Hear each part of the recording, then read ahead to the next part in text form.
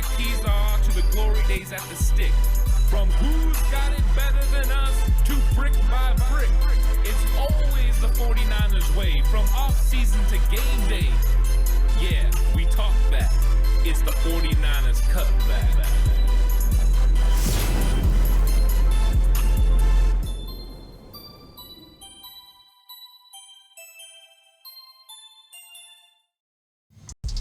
It's 49ers Cutback Podcast time. Welcome to the show. I want to talk about a special way to make the team. Making the 49ers 53-man roster is not going to be easy for anyone. This roster is absolutely stacked with some of the best talent in the entire NFL, and the 49ers have players that are going to be asked to do special things to be able to make this roster. And what is that special way to make the team? It's by doing a very good job in special teams. The 49ers have made a concerted effort to get better and better at special teams over the last couple of years. Out went former coordinator Richie Hightower. In came Coach Snyder. And Coach Snyder definitely showed some improvement for what the 49ers did on special teams. They went from being 30th best, 31st best in a lot of categories to being the 15th best special teams unit last year in 2022. And how did they do that? Well, they brought in some guys that were going to help this roster on special teams, whether that was George Odom at safety or Oren Burks at the linebacker spot or Ray McLeod doing the returning. They were definitely going to make sure they had guys that were going to be able to help on special teams.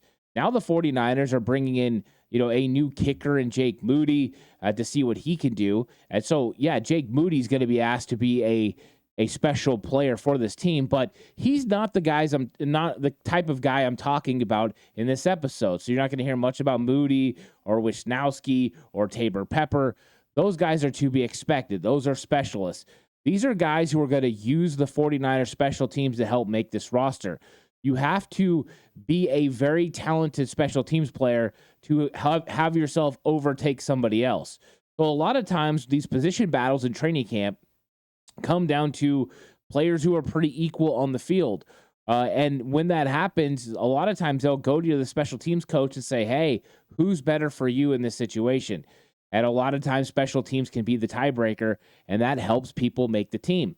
We've also seen guys who do very well in special teams end up developing on the field as well.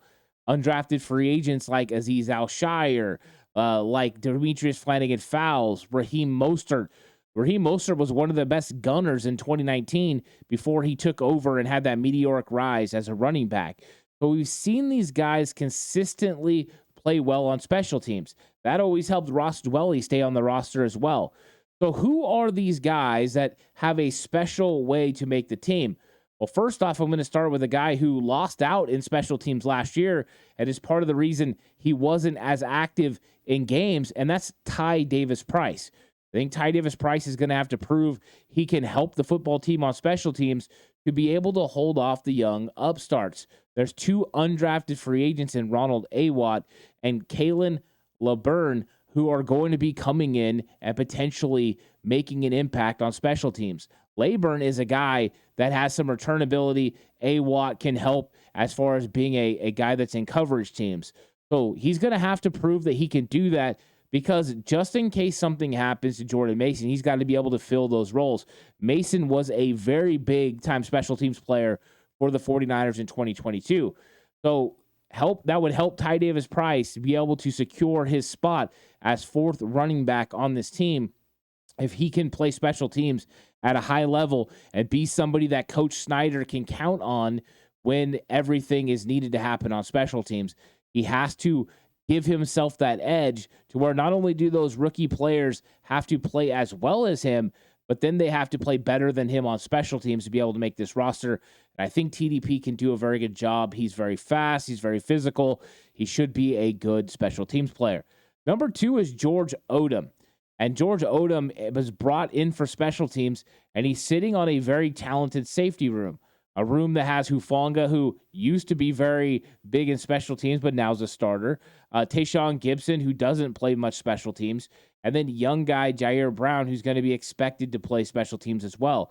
But there's another player on this list that I want to talk about a little bit, and that's Miles Hartsfield.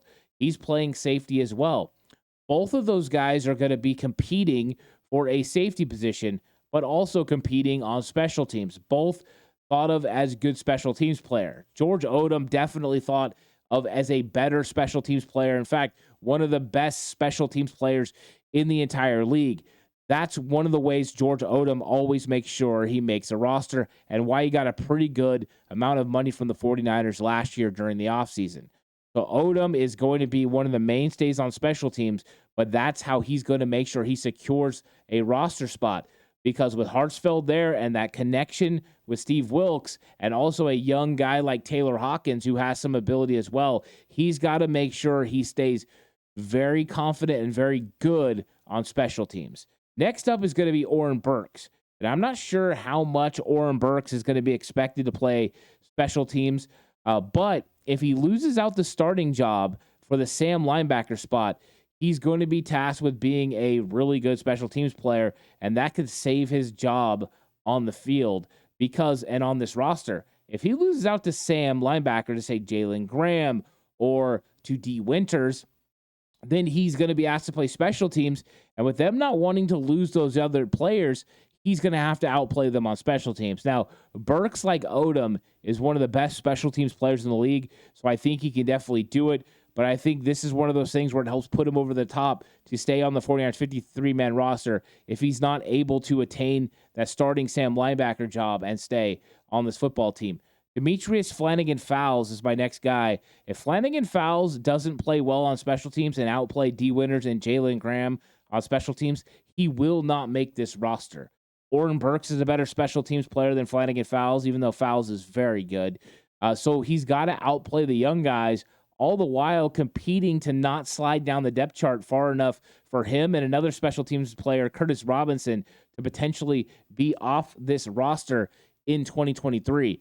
So Flanagan-Fowles is going to have to go out there and execute at a high level and make Coach Snyder say, hey, I have to have this guy. Can we find a way to have him on the roster? And even then, if you're not equal with Jalen Graham or D. Winters or Marcelino McCurry-Ball, you might find yourself off the roster. And that's one of my guys right there. Marcelino McCurry-Ball, Jalen Graham, and D. Winters all are going to be competing on special teams. You want to be a backup linebacker for the San Francisco 49ers, you have to play special teams at a high level. It has been proven already with players like Azeez Al-Shire, Demetrius Flanagan-Fowles, Oren Burks, Curtis Robinson. If you're on the 49ers roster, you're playing special teams. A guy from the past, Marcel Harris, as well, was another guy. So those three guys, young guys, are going to have to play their butts off, and they don't have to be up there as high as Oren Burks or one of the best. They just have to be equal or close to Demetrius Flanagan-Fowles. I think the 49ers will decide to keep the three young players. Next up is Ronnie Bell. And Ronnie Bell's going to have to provide something on special teams. Last year, Danny Gray did it, and Danny Gray became a really good gunner for the San Francisco 49ers. And something is going to be expected of Bell. Does that mean he's a backup return guy? He's helping in the coverage team. He's fielding punts. Whatever it is, he has to find a way. Whenever you're in a battle to be the sixth wide receiver, you need to make yourself versatile. And one of the ways that he can do that is by being available on special teams and doing what's needed. Is he a gunner? Is he just on the coverage team? Is he a returner? Whatever he has to do to make the 49ers feel comfortable with keeping a sixth guy because he's on special teams is very important.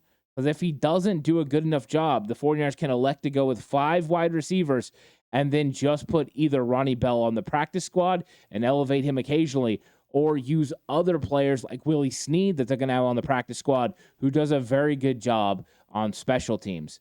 Next up is going to be Deshaun Jameson, the young upstart from Texas, undrafted free agent, tons of return ability, and also he's going to have to fly down there and make plays.